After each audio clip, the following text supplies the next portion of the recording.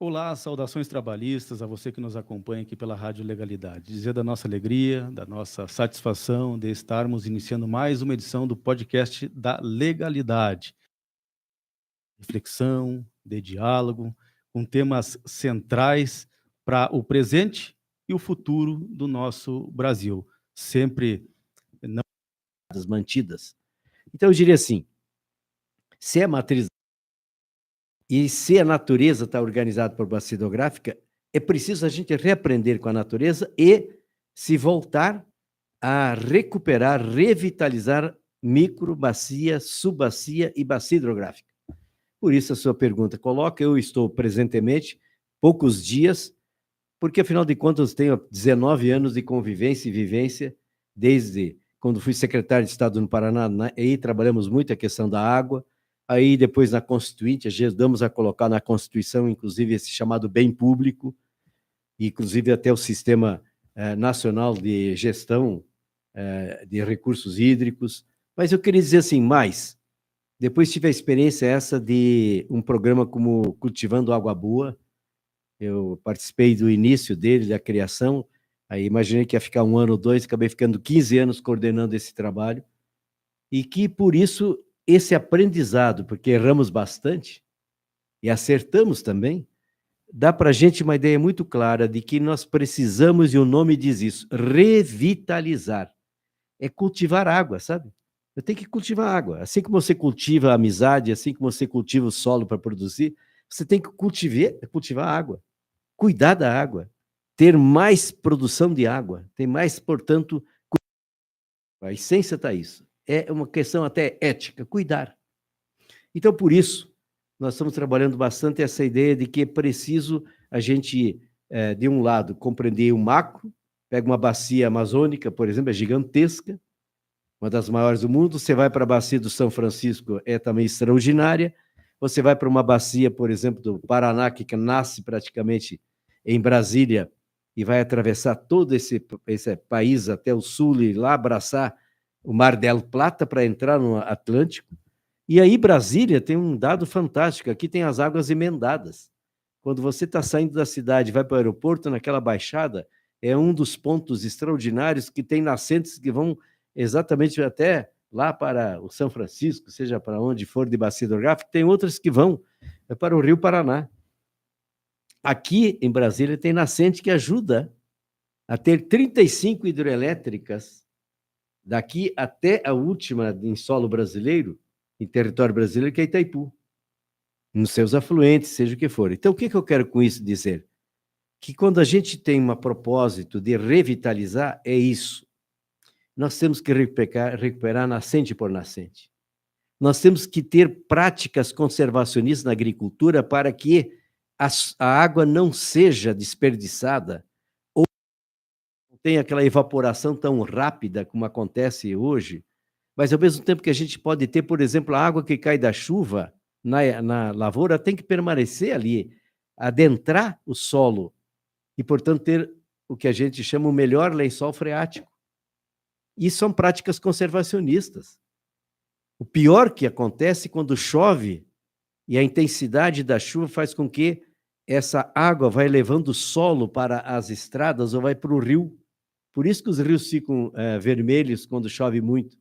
Eu diria assim, de vergonha da que o ser humano faz com a água e fazendo essa água ir para os rios. Ou vai para a estrada. E a estrada rural daí é intransitável quando chove. E depois ela está em dificuldade de transitar porque está cheia de buracos, porque está cheia de solo. E solo não é uma riqueza só do agricultor. O solo, a todos que estão nos acompanhando, o solo é, acima de tudo, da pátria. O solo é uma das maiores riquezas que pode existir num território, num país. Porque o significado que tem a produção agrícola, o significado que tem os rios, as lagoas, o subsolo com, por exemplo, os aquíferos. Então, para concluir, é preciso a gente também ir para a cidade. Eu acho que não deveria ter mais nenhum prédio hoje sendo construído ou um conjunto habitacional sem ter cisternas para aproveitar a água da chuva para aquele uso que não é nobre. Aquele uso, por exemplo, que você utiliza para lavar a calçada, irrigar o jardim, lavar a própria casa, né, o assoalho, seja o que for, esses usos não nobres. Você precisa, na verdade, de um percentual muito pequeno de água, que é exatamente a água potável, porque essa é saúde, é o alimento, é a água para beber, é a água para a higiene pessoal. Então, eu podia falar de tantas outras coisas para a gente agora reduzir e dizer o seguinte: o Programa Nacional de Revitalização de Bacia Hidrográfica, que nesse momento nós estamos coordenando, ele já existe, e a gente tem que respeitar e valorizar muitas ações que estão acontecendo.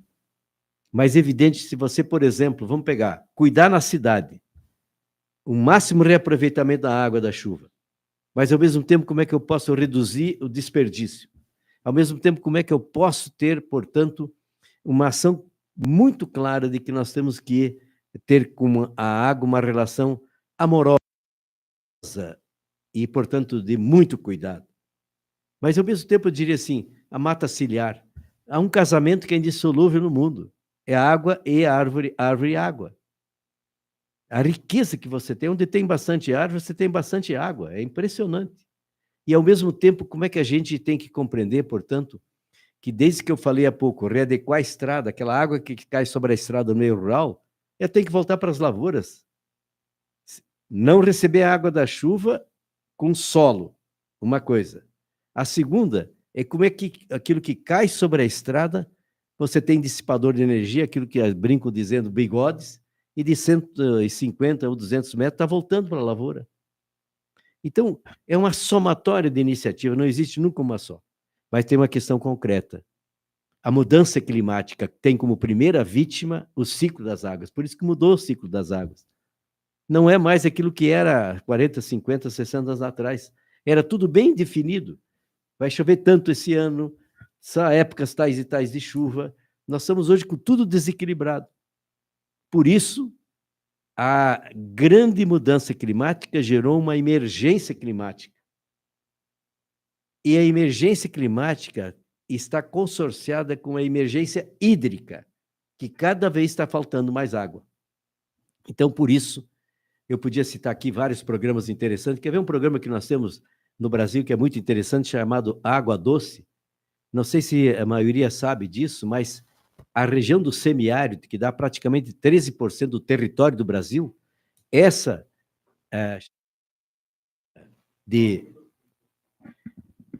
Então, por exemplo, você pega a região do semiárido no Brasil, Alan, dá quase 13% do território brasileiro. De 60% a 80% dos poços que você perfura é água salobra. Então, tem um programa especial chamado Água Doce, essa área que a gente está trabalhando, que é de dessalinização. Você torna essa água potável. Retira o sal, né? E, com isso, você tem uma água boa, mesmo com aquele poço que foi perfurado e, às vezes, não é utilizado porque a água é salobra. Tem milhares e milhares de poços perfurados parados no Brasil, porque precisa tratar a água. E a tratar com a dessalinização, por exemplo. E aí você tem aproveitamento, não só para o consumo humano, mas tem alguns resíduos dessa água que você pode usar para pequenas irrigações, até para a produção de peixe, etc, etc. Outro exemplo, Semeando Água. Semeando Água é um aproveitamento, um programa muito bom, que é o sentido do seguinte, de aproveitar multas que são praticadas em cima de determinados comportamentos, etc. Tem aquela multa, você transforma em serviços ambientais, em cuidado ambiental. Ao mesmo tempo, você tem, às vezes, a compensação. Você está fazendo determinada obra aqui, como é que você compensa que tem que plantar tantos milhões de árvores para melhorar a água do país? Ao mesmo tempo, você tem hoje um trabalho, por exemplo, extraordinário. As pessoas não têm ideia o que está acontecendo no Brasil, por exemplo, com a transposição do São Francisco e todas essas outras áreas. É impressionante o que isso hoje vai e está modificando em regiões inteiras desse nosso país. E aí eu podia citar os bilhões que estão sendo investidos nessas iniciativas que eu estou falando.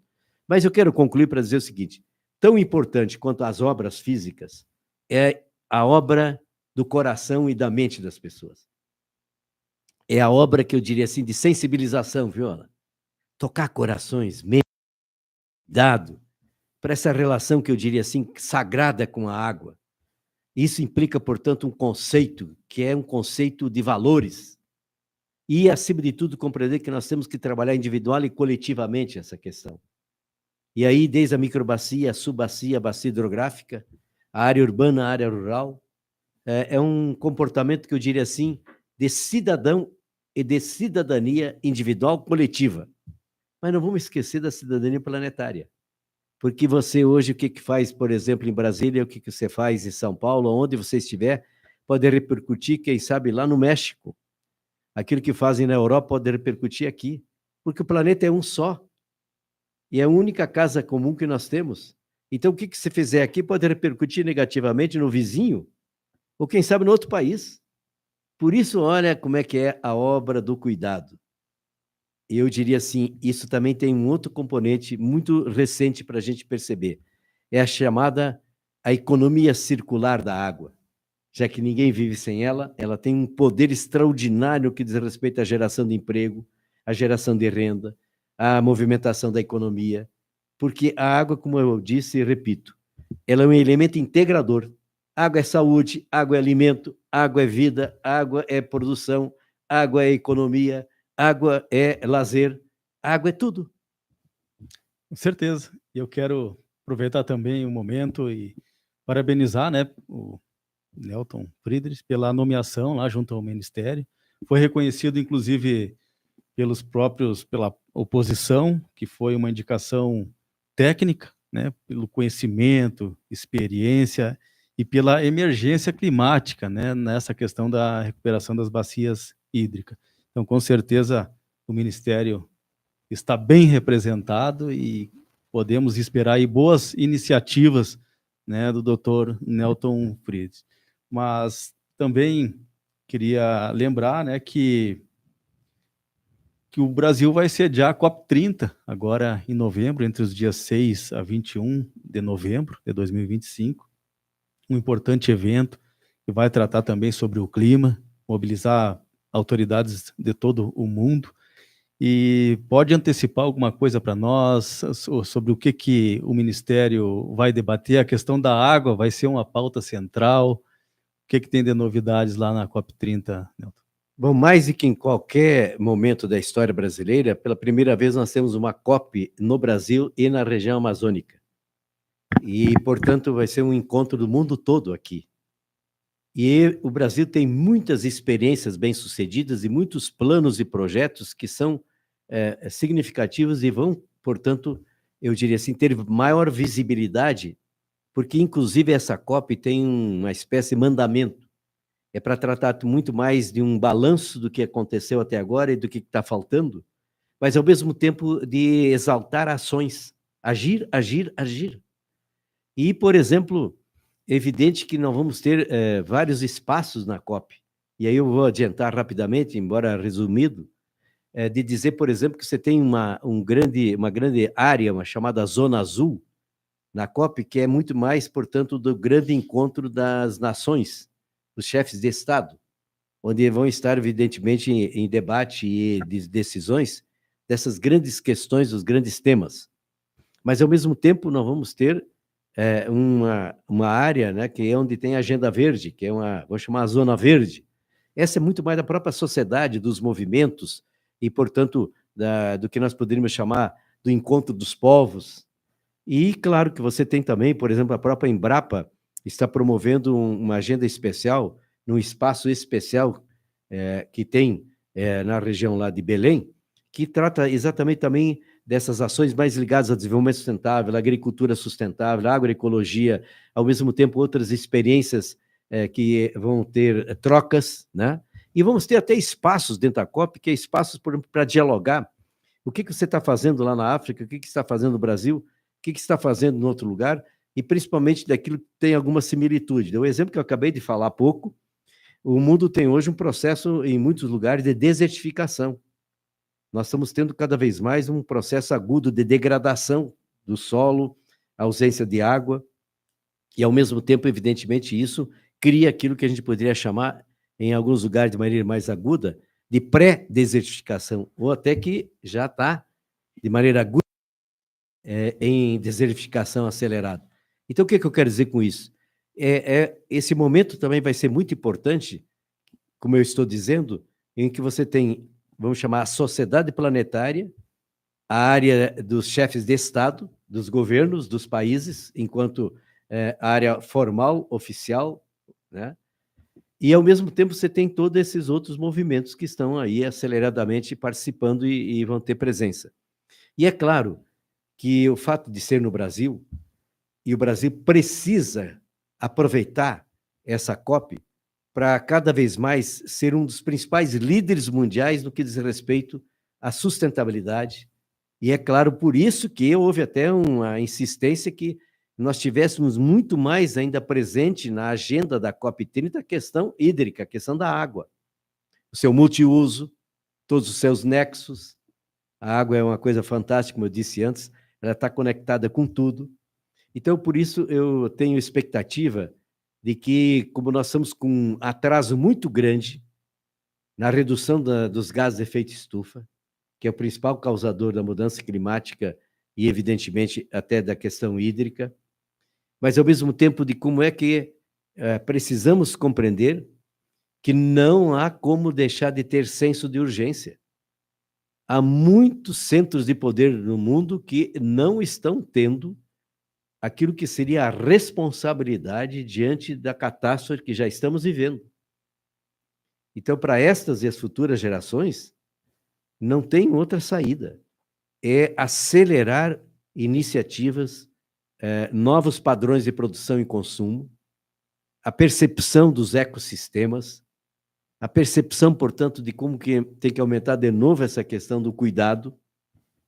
Então, acima de tudo, eu deixo aqui com clareza, não vamos imaginar que a COP30 é um momento em que vamos ter quase que, vamos chamar assim, um tsunami, que tudo vai acontecer e vai ter uma grande mexida no mundo. Não é isso, não vai acontecer isso. Mas ela é um ponto profundamente sério de reflexão, sendo daquilo que está ainda muito atrasado, mas, ao mesmo tempo, é um momento de esperança, sim, porque os países estão se encontrando, a sociedade está se encontrando, e a gravidade da situação está dizendo, mexam-se. A natureza está dizendo, não aguento mais, mudem.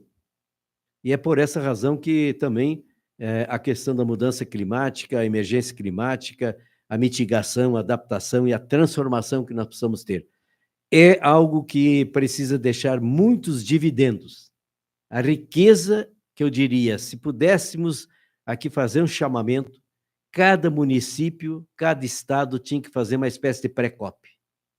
E depois fazer um pós-COP, para poder verificar o que é que tivemos de aproveitamento, o que é que ficou de legado e de que desafios ficaram muito mais presentes.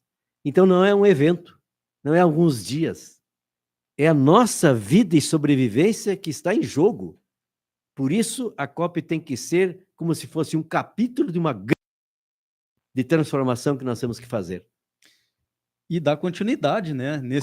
Nesse debate, não é por acaso que está acontecendo no coração da Amazônia, né? Para valorizar os povos indígenas, conscientizar o mundo da importância do respeito ao meio ambiente. Também quero registrar que no dia 23 de julho, a Corte Internacional de Justiça deu um passo importante com o parecer consultivo responsabilizando os estados que não respeitarem, né, os acordos, os tratados sobre o clima, inclusive aqueles que não participam dos acordos.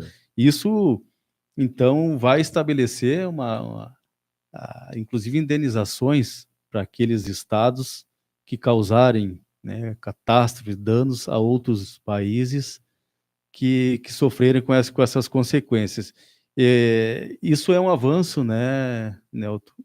De responsabilizar juridicamente, inclusive tornar o meio ambiente, a natureza, um direito fundamental do ser humano.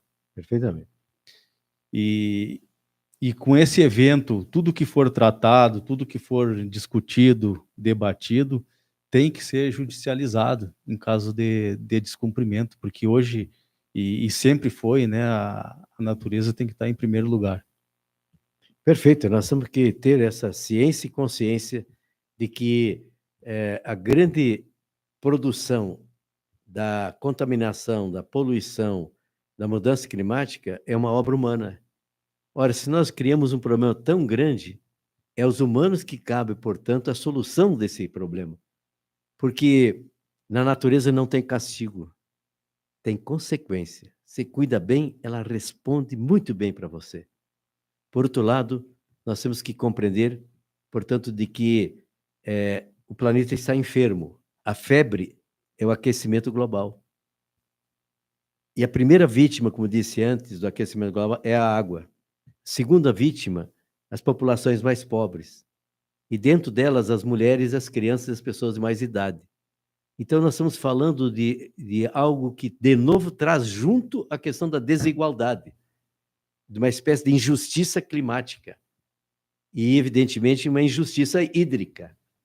Porque, por sinal, os maiores desastres que estão acontecendo, pelas secas profundas, severas, e ao mesmo tempo pelas tragédias, até através da água, isso tudo a gente podia refletir e pensar, onde é que estão as maiores vítimas desses extremos?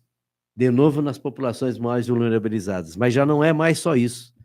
O que aconteceu no Rio Grande do Sul mostrou que pegou desde a classe A, B, do C, da capital gaúcha, de várias cidades, mas pegou até um favelado, o mais humilde, o mais, que eu diria assim, quase que invisível, e de repente foi vítima gigantesca da tragédia. Então, olha como é que nós estamos agora numa fase em que é tão grave, os extremos que estão acontecendo são tão graves, que é preciso a gente perceber que não tem jeito. Todos nós estamos sendo vítimas dessa situação. E nós produzimos a problemática. E aí alguém podia dizer, então, que vem a solucionática pelos corações humanos, pela inteligência humana, pela sensibilidade humana. Com certeza. Então, falando agora um pouco sobre soberania nacional, aproveitando a presença ilustre do nosso sempre deputado constituinte, Nelton Friedrich, vamos falar um pouco sobre a taxação de 50% do Trump sobre os produtos brasileiros, falar também sobre uma importante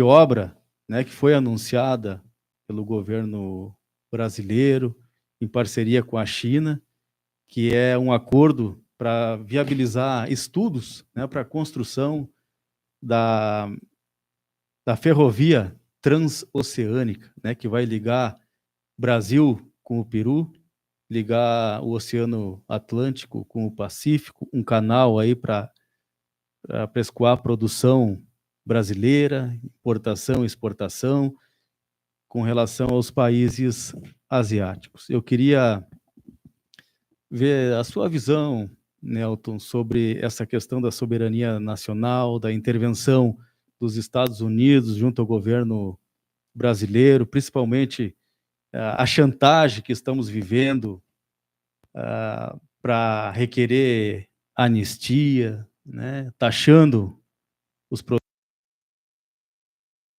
em evidência esse assunto, e qual a importância da construção dessa ferrovia, qual o impacto ambiental, social e econômico que pode atingir a população brasileira, qual a sua visão sobre esses fatos que estão acontecendo? Olha, a sua pergunta é abrangente e tão oportuna, porque eu tenho, por exemplo, uma convicção que vem desde a adolescência, de como nós tínhamos que aprofundar conceitos e, acima de tudo, na expressividade do que é uma soberania nacional.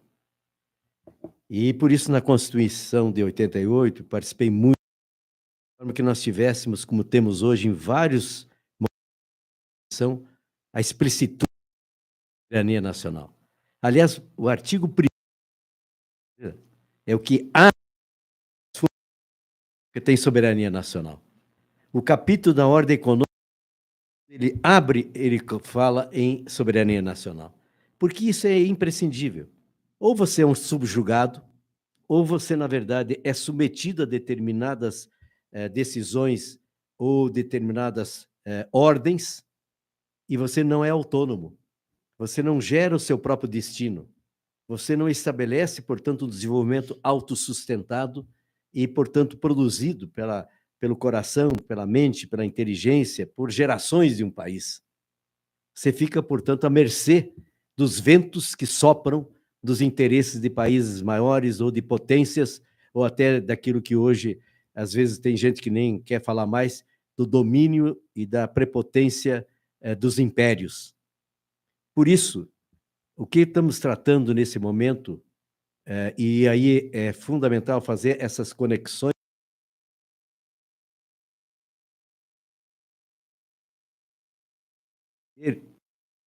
sentido que está acontecendo nesse momento, dessa contra o Brasil, e agora, através. Antes eles ocupavam as nossas terras, ocupavam as nossas cidades, ocupavam através. E, ao mesmo tempo, da maneira mais escancarada, golpe de Estado, aquarteladas, pressão lá, estabelecimento de corrupção, seja o que for.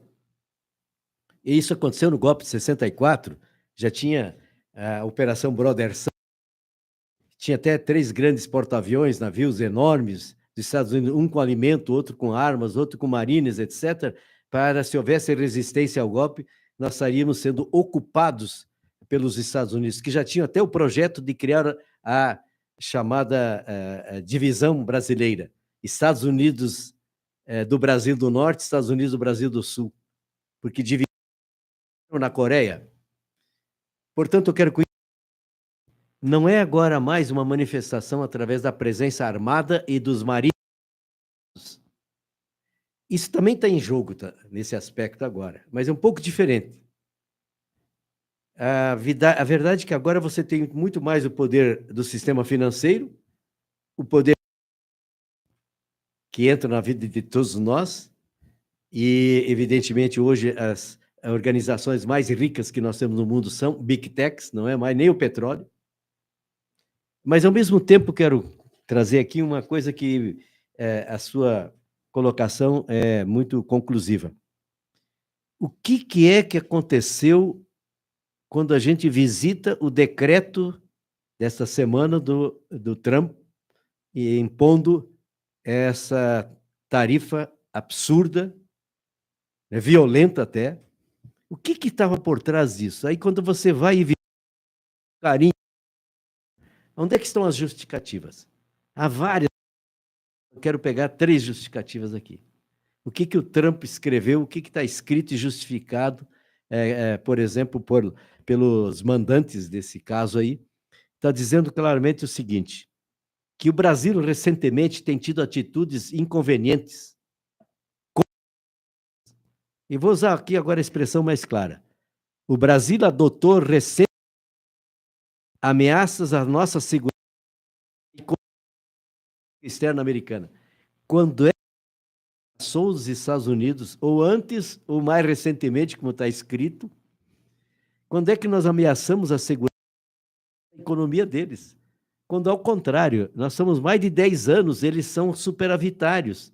Eles vendem muito mais para nós do que nós vendemos para eles. Como é que você ameaça a economia? Então, quando você escancara a mentira, mas vende como uma verdade, e expande isso tudo como uma dominação, como se eu fosse a verdade, o caminho e a própria vida, esse imperialismo está totalmente superado. E aí eu quero concluir mais um detalhe. Vamos analisar bem qual é o percentual das exportações brasileiras sobre o total das importações norte-americanas. E é um pouco mais que um traço, 2 traços. Porque quando é que estão os maiores exportadores para os Estados Unidos? Você vai pegar a Europa, vai pegar o Japão, vai pegar a China, vai pegar a Índia. O Brasil não. Então não tem cabimento essa justificativa. Bom, virando a página, portanto, de que é enganosa a justificativa para ter como este, eu tomaria a liberdade de dizer que aí você tem uma atitude de que o Brasil é um dos poucos atingidos com 50% de tarifa. Quer dizer, 40 com 10 que já havia, nós estamos com 50%. Deram uma atenuada com quase 700 produtos que estão fora desta supertarifa. Só os que beneficiam eles. Que beneficia eles. Eu vou pegar um exemplo concreto. O Brasil hoje desenvolveu uma das maiores inteligências do mundo com a aviação. É fantástico o que eu vou citar aqui. Então, o Brasil hoje é, sem dúvida, um dos 5 países que produzem a melhor qualidade e quantidade de aviões. Claro que o Brasil fez por uma opção lá atrás. Eu não vou deixar de trazer aqui a inteligência, a sabedoria, o compromisso nacionalista e de determinação de um projeto nacional do Getúlio Vargas, porque ele que cria aquilo veio a ser, por exemplo, a inteligência que nós temos do ITA. Ele que cria a FAB, aviação, ele que cria, portanto, a possibilidade de você ter uma fábrica nacional de motores, onde os primeiros motores, naquela década de 40, 50, pequenos motores já estavam fazendo com que você tivesse pequenos aviões da própria aeronáutica voando com motor brasileiro, com a assistência e a coparticipação, por exemplo, da então Alfa Romeo, que era uma estatal italiana, porque não dava para fazer com os Estados Unidos, eles não aceitavam, eles queriam só ter aqui, não o motor, a carcaça e tudo mais, ou montar aqui. Por isso, montadora, né? Não a Fábrica Nacional de Motores que gerou o FNM, e aí vinha o trator, vinha, etc., o carro até de passeio, que já estava em testes, mas principalmente o motor, para a indústria, para a navegação, para o avião, e aí tal. Mas aí você tem uma outra coisa criada por Getúlio na década de 40, que foi um centro de inteligência, outro nome, onde tinha pessoas de alto conhecimento para poder ver como é que é aquilo. Isso tudo é o embrião para ter a Embraer. E a Embraer, nos Estados Unidos, hoje, responde por 50% da aviação regional. Porque são os aviões brasileiros que estão lá, claro, tem até uma indústria da Embraer lá, tem mais de 12 mil empregados. Mas, para vocês terem uma ideia, 80% dos voos que tem em algumas das principais cidades dos Estados Unidos são voos regionais. E 50% são aviões Embraer. Aí está isento. Isento não. Tem só 10%. Por que eu estou falando isso? Porque você vê como é seletivo. Aquilo que interessa totalmente faz e abusa. Agora eu não quero deixar de concluir o seguinte. Aí que está o jogo. Vamos chegar agora à questão central. O problema não é a questão de importação e exportação. O problema é a posição brasileira de ser um dos líderes mundiais do BRICS, que está colocando em questão o Império Norte-Americano. O Brasil é, evidentemente, hoje um parceiro extraordinário da China. Nós exportamos quanto? 14% das nossas exportações para os Estados Unidos, para a China dá quase 40%. Dá quase 3 vezes a quantidade que nós exportamos para a China. E por que não para os Estados Unidos? Porque os Estados Unidos estão cada vez mais em processo de decréscimo, inclusive de muitas das coisas que eles oferecem. Pergunte aos mexicanos e aos canadenses o que eles fizeram com os Estados Unidos no que diz respeito à compra, que eram dependentes do leite, e hoje eles têm produção de leite de qualidade, reconhecido como leite de altíssima qualidade, num consórcio que tem entre o Canadá e o México. Estão dispensando os Estados Unidos. Tem centenas de fazendas americanas, produtores de leite, estão fechadas. Conclusão agora para deixar todos. Aí, quando você fala da bioceânica, cara, o que é que isso significa? Como é que o Trump, nessa altura do campeonato, lá na sua momento, está simplesmente pensando o quê com essas atitudes? Nós não podemos ter o Brasil tão competitivo, se abraçando com a China em tantas coisas, e muito menos a bioceânica. Porque a bioceânica permite fazer aquilo que a China já colocou aqui na América Latina, lá no Peru, a 70 quilômetros de Lima, um porto que tem um calado muito maior que vários portos do mundo e que possibilitará que o produto brasileiro ou da América Latina vai ser levado para a Ásia, e também, claro, dentro da Ásia, a China, com 20, 30 dias menos. Aí que está. O que é de libertação desse país para sair das garras, inclusive norte-americana, de você ter, por exemplo, uma biossânica dessas, e que não é uma só, hein? Estamos falando, tem parte do Nordeste, tem que é da Bahia, quer dizer, o que isso significa? A China trazendo a sua tecnologia para perfurar, que eles fazem isso há tempo, com alta tecnologia e conhecimento, e, portanto, acesso a um porto como este. Quanto que vai ganhar a própria economia brasileira de ter produtos muito mais rapidamente transportados para esses grandes centros consumidores? Porque a China, afinal de contas, os BRICS têm quase 50% dos consumidores do mundo. Olha o que é que nós estamos tendo em jogo. Outro exemplo que eu queria concluir daí é de quanto, portanto, precisa ter muito presente que essas atitudes estão muito mais ligadas à independência do Brasil, que ela está em construção, nós não temos ainda a independência. É gozado e contraditório. Os Estados Unidos foi um dos primeiros países a reconhecer a independência do Brasil lá quando ela tornou-se independente. Mas uma independência. Agora nós estamos tendo a possibilidade cada vez mais, se nós como sociedade, aí eu quero concluir, a sociedade brasileira precisa assumir essa bandeira. O governo tem que ser instrumento dessa causa. Soberania de tudo, uma coisa que eu quero trazer com todas as letras, soberania nacional é o poder. O que eu quero ser? Como é que eu chego lá? É o poder que eu tenho sobre o meio de ser, de vida, de progresso, de desenvolvimento e, portanto, de bem-estar. Ora, isso não se faz com subserviência. Eu nunca esqueço que o Darcy Ribeiro disse uma vez para nós, numa palestra, não montado com as mesas todas postas e os extraordinários sabores para as nações se chegarem e participar do banquete. Não existe isso.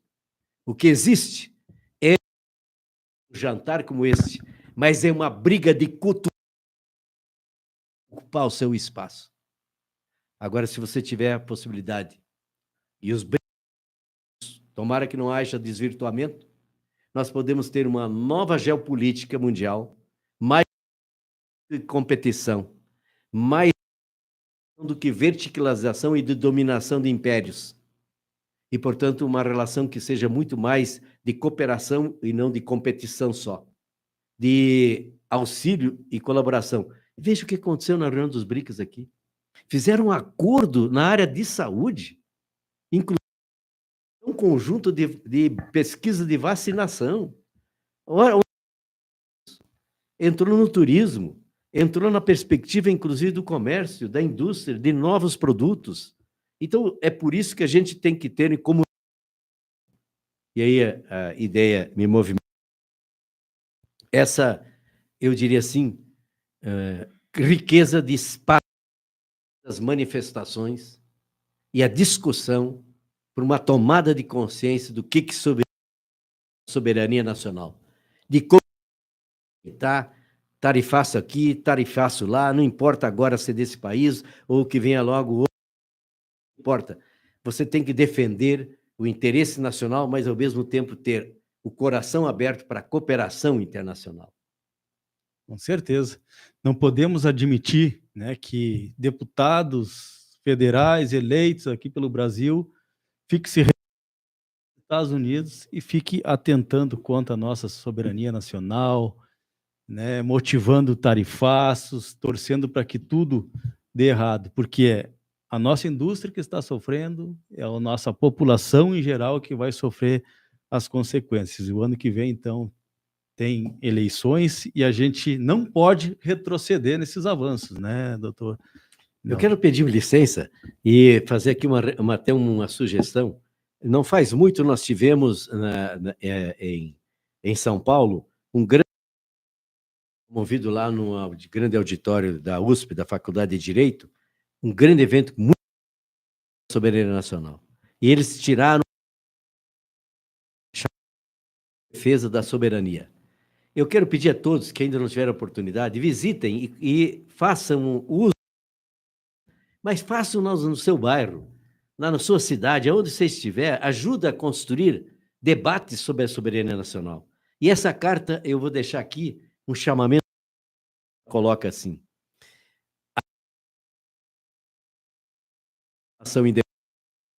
nesse período, temos lutado para governar o nosso próprio destino, como nação sob a conformidade. E aí tem que dispensamos as demais nações, mas repudiamos a forma de intervenção que busquem subordinar. Muito bom. E aí a gente vê, né, doutor Nelton, quem realmente é patriota. Perfeitamente. Porque tem muitos políticos que se dizem patriotas, mas colocam os seus interesses pessoais acima do país. Quando não pessoais, familiares. Verdade. Isso é um absurdo e o Brasil, eu entendo que está no caminho certo, essas parcerias com a China, com os países asiáticos, vai superar qualquer tarifaço, né, dos Estados Unidos e com certeza são investimentos importantes para a soberania nacional. Eu estava analisando, são mais de 4.400 quilômetros de ferrovia que a China se prontificou em ser parceira do país, de financiar esse investimento, mais de 100 bilhões de dólares, isso significa quase 600 bilhões de reais.